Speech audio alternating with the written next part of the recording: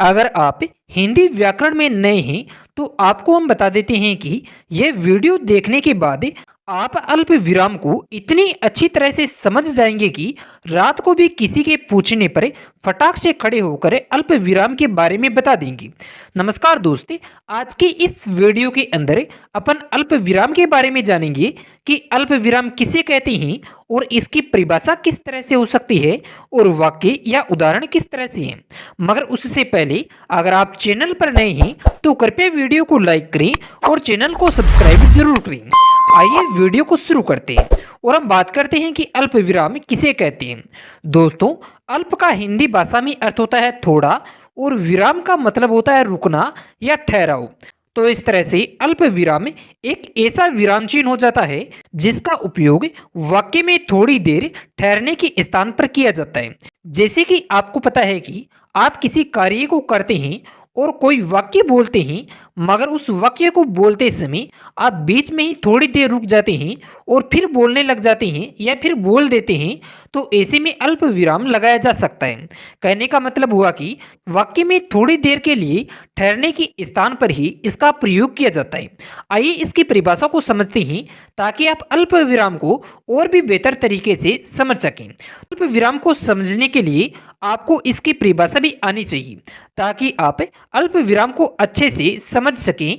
अगर परिभाषा की बात करें तो वह कुछ ऐसे है, वह विराम चिन्ह जिसका उपयोग वाक्य में थोड़ी देर के लिए ठहरने या थोड़े ठहराव के स्थान पर होता है, अल्प विराम कहलाता है।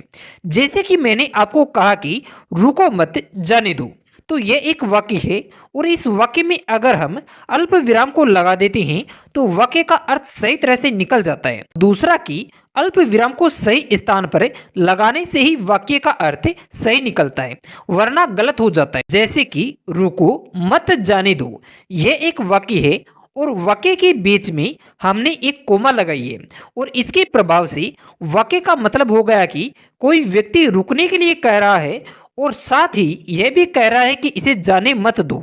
दूसरा कि रुको मत जाने दो, यह दूसरा वाक्य हो गया और यहाँ पर हमने कोमा का प्रयोग किया है और इसका प्रयोग करने के कारण से एक अलग ही अर्थ बन जाता है और वाक्य के अनुसार अर्थ है कि किसी को रुकना नहीं है बल्कि जाने देना है। तो इस तरह से कोमा के प्रयोग से वाक्य का अर्थ बदल जाता है। यह कोमा ही असल में अल्प विराम चिन्ह होती है। अगर वाक्य में अल्प विराम चिन्ह का प्रयोग किया जाता है तो वाक्य का अर्थ स्पष्ट हो जाता है। मतलब हुआ कि अल्प विराम वह है जिसका प्रयोग किसी छोटे से वाक्य की उपवाक्यों के अर्थ की स्पष्टता के लिए ही होता है, अल्प विराम चिन्ह है। इसके अलावा दोस्तों, अगर हम बात करते हैं कि अल्प विराम चिन्ह का प्रतीक चिन्ह किस तरह से हो सकता है तो वह कुछ ऐसे है। बहुत से लोग ऐसे भी हैं जिनको अल्प विराम के बारे में तो पता है मगर इसके प्रतीक चिन्ह के बारे में नहीं जानते। अगर आप भी उनमें से एक हैं तो आइए जानते हैं। दोस्तों, जैसा कि हमने ऊपर एक वाक्य से अल्प विराम के बारे में समझा था और वाक्य में कोमा का प्रयोग किया था, तो यह जो कोमा है असल में यही अल्प विराम चिन्ह का प्रतीक चिन्ह है और यह आपको पता होना चाहिए। इसके अलावा दोस्तों, अगर हम बात करते हैं कि अल्प विराम चिन्ह के प्रयोग करने के नियम किस तरह से हो सकते हैं तो वह कुछ ऐसे हैं।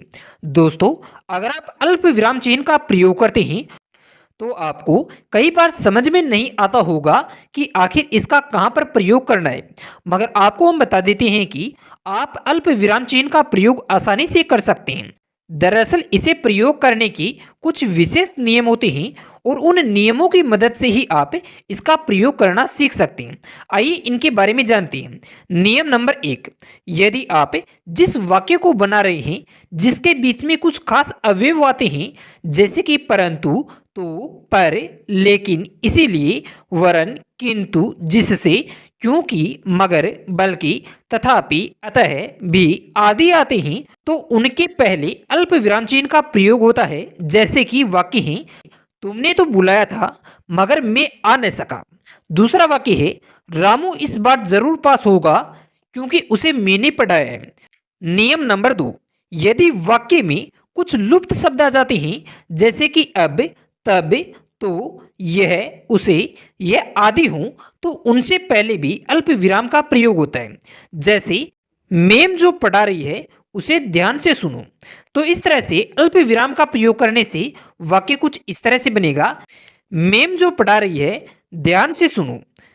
नियम नंबर 3, वाक्य में संबोधन के बाद भी अल्प विराम का प्रयोग करना। अगर वाक्य में संबोधन किया जा रहा है तो उसके संबोधन के बाद में अल्प विराम चिन्ह का प्रयोग होता है। जैसे अरे दोस्त तुम आ गई, सुनते हो जरा बाजार से अमरूद लेकर आना। नियम नंबर 4, अल्प विराम का प्रयोग दो संज्ञाओं, विशेषणों, क्रियाओं और सर्वनामों को अलग करने के काम में भी आता है। जैसे वह रोज आता है, खाता है, सोता है, चला जाता है। नियम नंबर 5, अगर वाक्य के शुरुआत में वस्तुतः, अच्छा, नहीं, सचमुच, बस, छी, हाँ आदि शब्द हों तो इनके बाद में भी अल्प विराम चिन्ह आता है। जैसे वाक्य हैं 1, नहीं तुमने जो कहा वह पूरा गलत है, हाँ आपकी बात पूरी सही है। तो इस तरह से अल्प विराम चिन्ह का प्रयोग हो रहा है। नियम नंबर 6, वाक्य में अगर तिथि का प्रयोग होता है तो तिथि के बाद में अल्प विराम आता है। जैसे 15 जनवरी 1999 को मेरा जन्म हुआ था, 31 फरवरी 1988 का दिन मेरे लिए सबसे बुरा दिन था। नियम नंबर 7, अगर वाक्य में किसी का नाम हो, ओहदा हो, पता हो तो प्रत्येक पद के बाद में अल्प विराम का प्रयोग होता है। नियम नंबर 8, किसी की उक्ति के पहले की आता है तो उसके बाद भी अल्प विराम का प्रयोग होता है।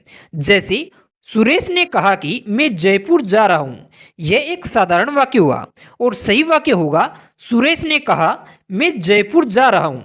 तो इस तरह से अल्प विराम का प्रयोग हो रहा है।